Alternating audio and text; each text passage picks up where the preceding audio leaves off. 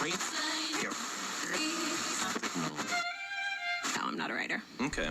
Welcome back to JMills in the Morning, proving atheists wrong at an ungodly hour. University radio at its finest. I hope you're all up and ready for this one. Holy fire is going to rain down in your coffee this morning. Today I'd like to kind of chat about something that's weighed on my heart recently.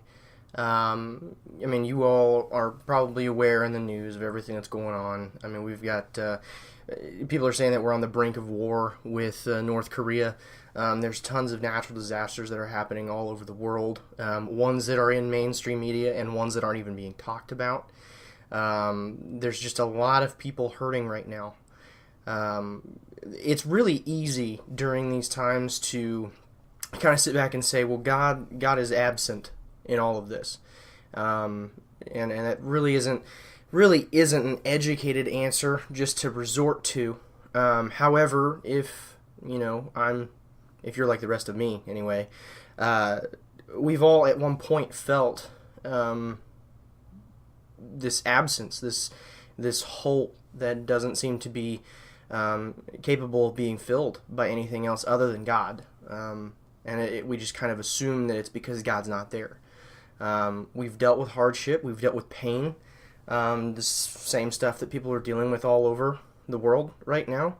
And it just seems to be kind of an epidemic, not just in our generation, college level, but in all generations. We've got issues of race, we've got issues of politics, we've got issues with warfare, nuclear warfare specifically. There's just conflict everywhere you look. It's hard to get past and say not say that God's not here. God, where is God? Why isn't He fixing this? And I've just been kind of in studies and in reflection and in classes and lectures and stuff. I've been getting this feeling that it's quite the opposite. Where all this oppression is taking place and where all this hopelessness sits, it's not that God is absent. At any point in time, one might consider, the options of thinking, what caused this? Why is this happening? Which inevitably leads to the assumption that God isn't there. But again, I'm thinking that is quite the opposite of what's happening. My argument is that God is in that oppression. God is in that pain, that hopelessness. He's standing right there next to us and just kind of waiting with His arms open for us to continue to seek Him and to run back to Him. And it's just, people are drawn to go to other conclusions and just make these assumptions that He's gone.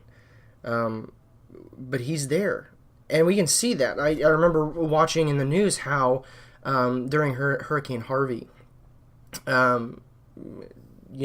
we were all concerned for Texas. We were praying for them every day.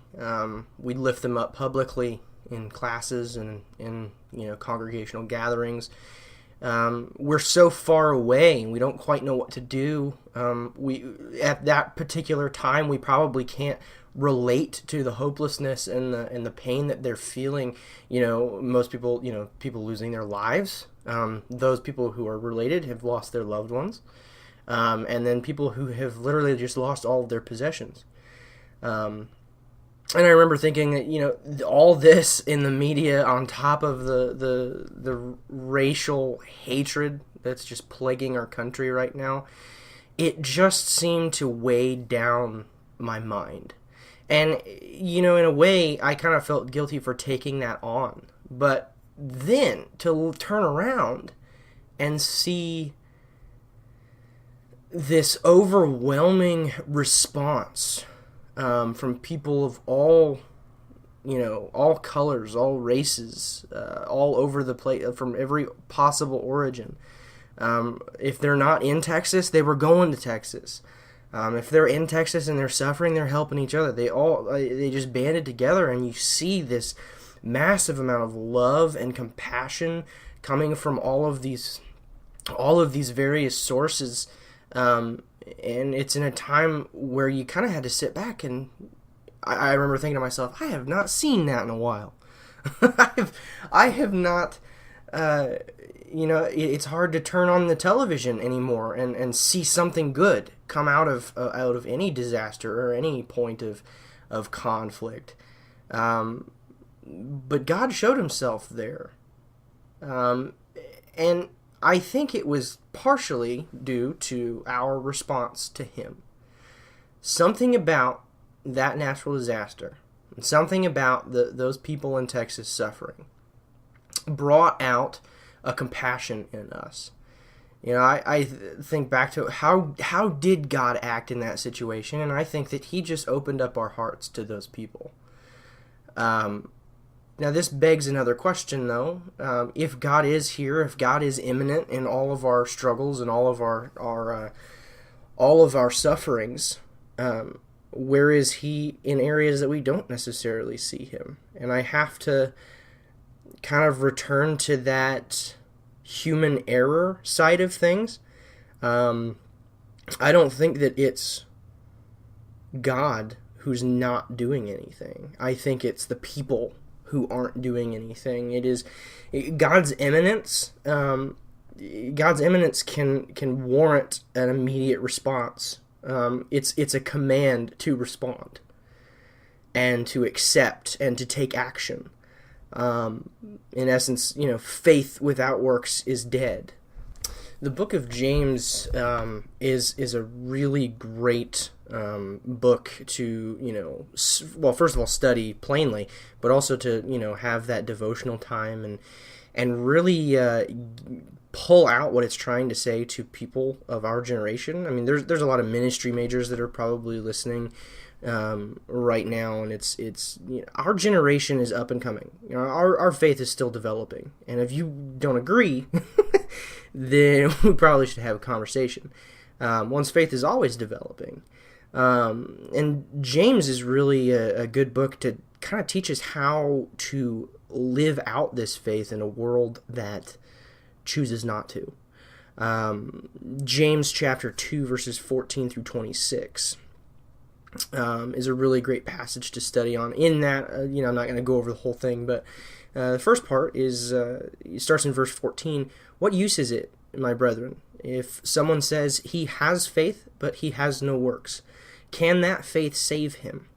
If a brother or sister is without clothing and in need of daily food, and one of you says to him, go in peace, be warm and be filled, and yet you do not give them what is necessary for their body, what use is that? Even so, faith, if it has no works, is dead, being by itself. I mean, that can be pretty self-explanatory, and you can dig into that as much as you like, but the message is clear. There were people, and I can't honestly say this without feeling guilty about it myself, is that when all that stuff started happening down in Texas, and then, in Florida shortly thereafter, I didn't drive down there. I didn't drive down there and try and help. I mean, my excuses include, I had responsibilities here, didn't have enough gas money. The list could go on.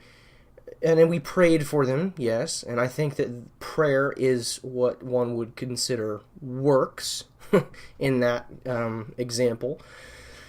But, people didn't just, a lot of people on Facebook, social media, they'll post and they'll say, prayers for Texas. I wish the best. Even the people who didn't believe, who we wouldn't consider believers, or maybe they don't consider themselves believers, would say, prayers, my thoughts are with you, stuff like that. And, unless you're actually praying, putting forth that effort and using your faith in Christ and what he can do for those people, you're not doing anything.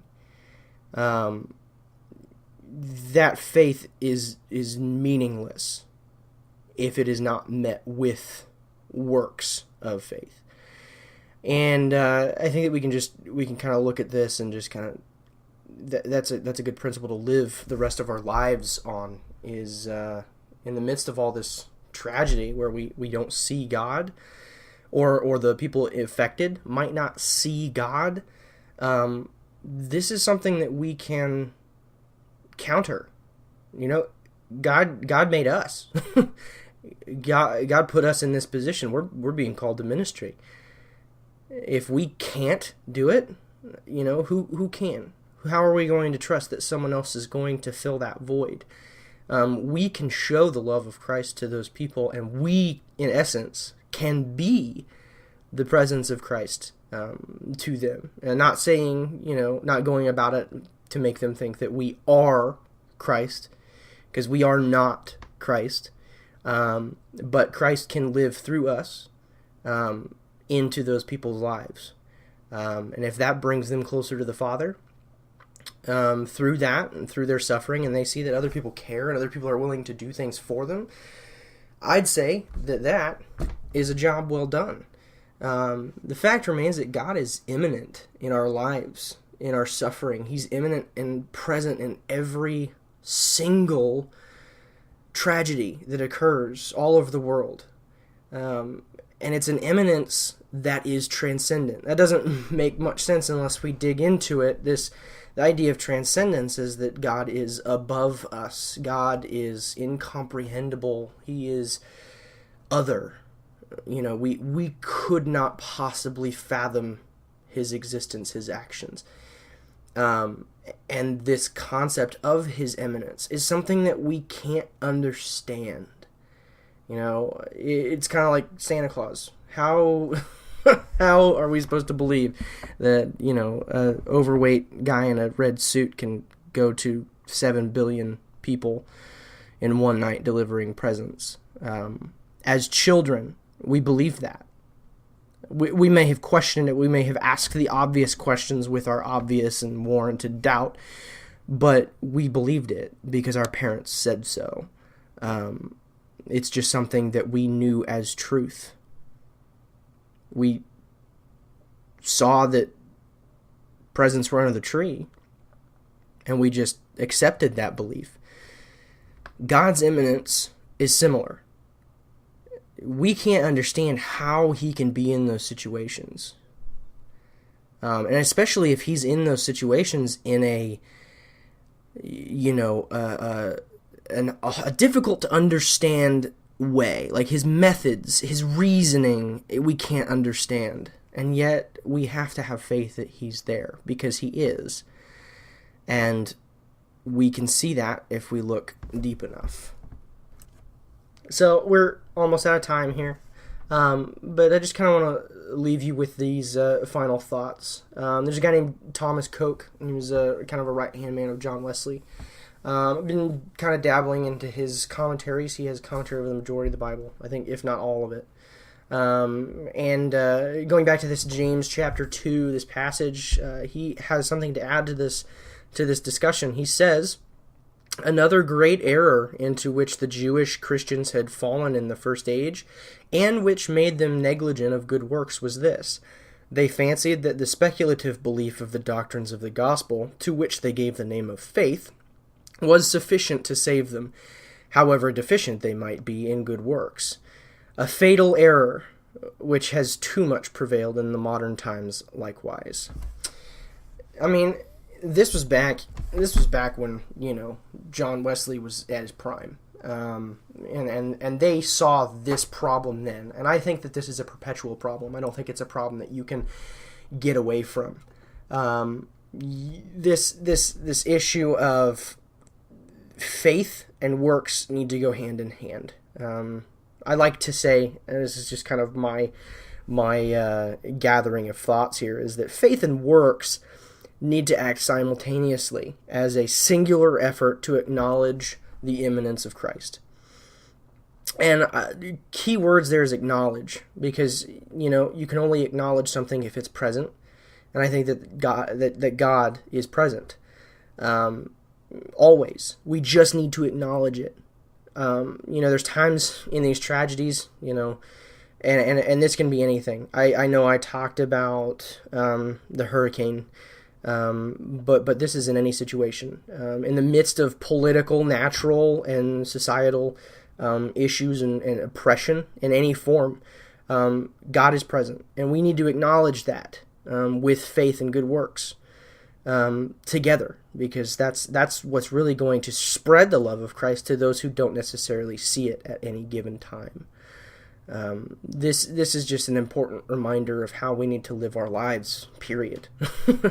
Faith is an irrational thing. And as theologians, we can kind of try and put a rational thought there and collectively bring some sort of logic into how we do that. And I think that's great. I mean, we can't possibly grow in any particular area if we aren't learning about it and studying it. But we need to remember that, faith is irrational. God is irrational. If they were rational, we'd understand them.